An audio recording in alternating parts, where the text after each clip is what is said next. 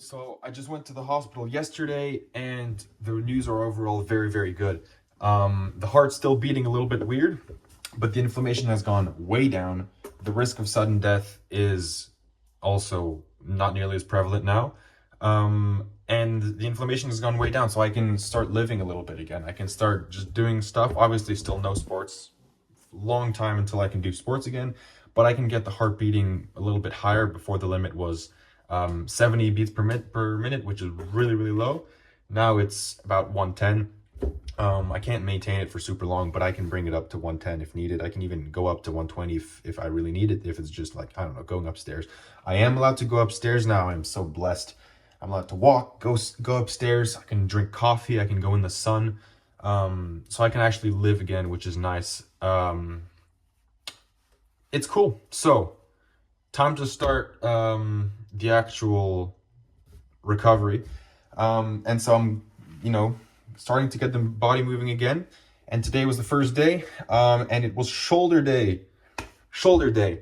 So I actually sprained my shoulder back in November of 2024 last year, and it doesn't hurt anymore, but it was pretty debilitating back then. And so I want to make sure that doesn't happen again.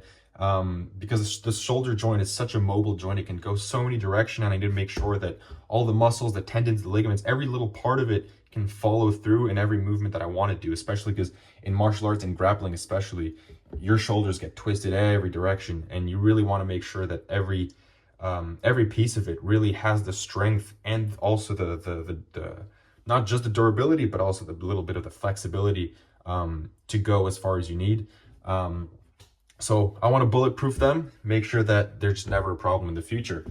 So the beginning of the exercise, I'm starting with the warm-up. Obviously, I still can't do proper warm-up. That's actual sports. That's going to get the blood flowing, because that would also means that it would get the heart pumping, which is a no-no still.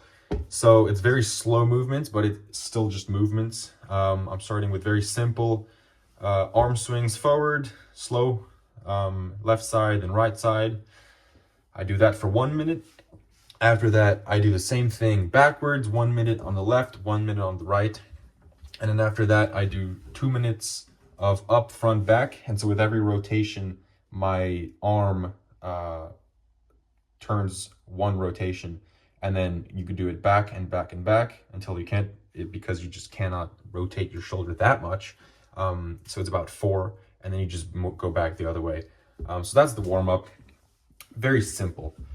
Then I move forward to the end of range of motion micro oscillation mobility, which is basically just you go as far as your muscles can take you. So you're not actually using another object to stretch your muscles yet. You're just trying to take them as far as your muscle can go. So I'm starting with chest extensions, just really opening up the chest and the shoulder. And then I'm not sure how to call these, but you basically just extend upward, get a good stretch in the shoulders.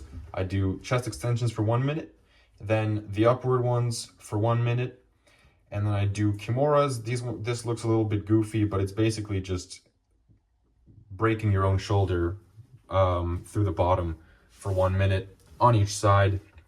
And then you do the same thing on the other side. So you do left and then right, and then after the kimuras, you do 1 minute of Americanas. This is what I'm doing, and so I'm twisting them upward so that you can really extend the rotation of the shoulders all the way up and then all the way down.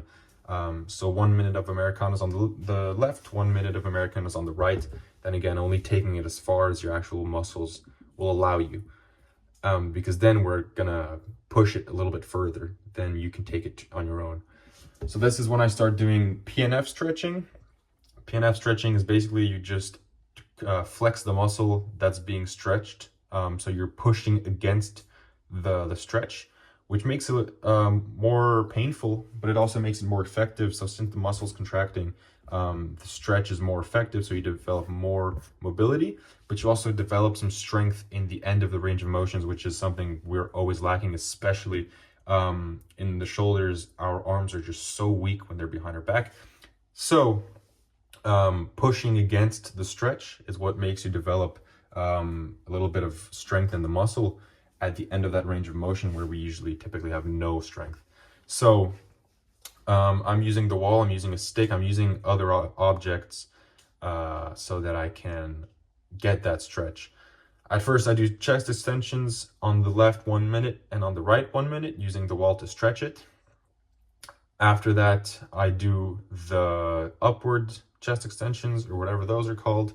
And I use the table to get that good stretch, lean over, and make sure you really hyperextend that shoulder a little bit. And then, of course, my phone ran out of storage, and so I had to re-record it, which is why it's much shorter. But I do 1 minute of Kimuras using the stick, so it's just random broomstick.